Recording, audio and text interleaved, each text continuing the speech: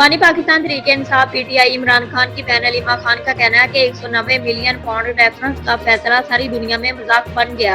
आपने कह दिया अलकादर यूनिवर्सिटी को हुकूमत की तहवील में ले लें। अब मरियम नवाज इस अदारे को चलाकर थोड़ा सवाब कमाएंगी। अडयाला जेल के बाहर मीडिया से गुफ्तगू करते हुए अलीमा खान ने कहा कि बानी पीटीआई कहते हैं कि मुझे ये सजा इसलिए सुनाई गई कि मैं कोई डील कर लूं।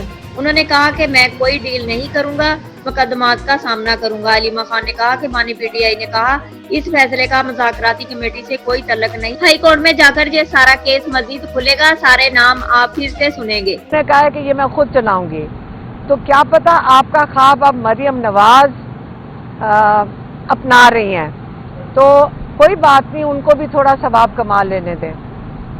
दूसरा, इमरान खान ने ये भी कहा कि ये मुझे सज़ा इसलिए दी गई है कि मैं कोई डील कर लूं और ये फिर इसी किस्म का कोई जज बैठाकर मुझे रिलीफ दे देंगे।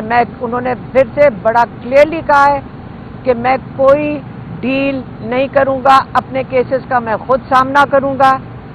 इसका कोई ताल्लुक नहीं मुज़ाकराती जो कमेटी बैठी है और जो हुकूमत की कमेटी के साथ बातचीत कर रही है।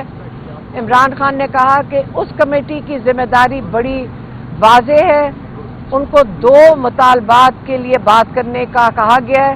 एक के 3 सुप्रीम कोर्ट के जजेस की कमेटी बनाई जाए, कमीशन बनाया जाए, जिनका काम है कि 9 मई और 26 नवंबर के जो वाक़यात हैं उनकी गैर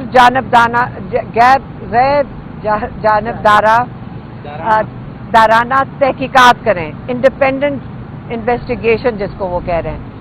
तो जब इनकी तहकीकात होंगी तो ये जो सारे केसेस चल रहे हैं इनकी जिम्मेदारी जजेस के ऊपर चली जाएगी।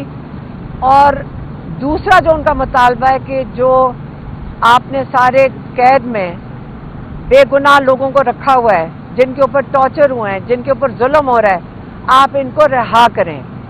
ये दो मुतालबात मुज़ाकराती कमेटी के पास हैं।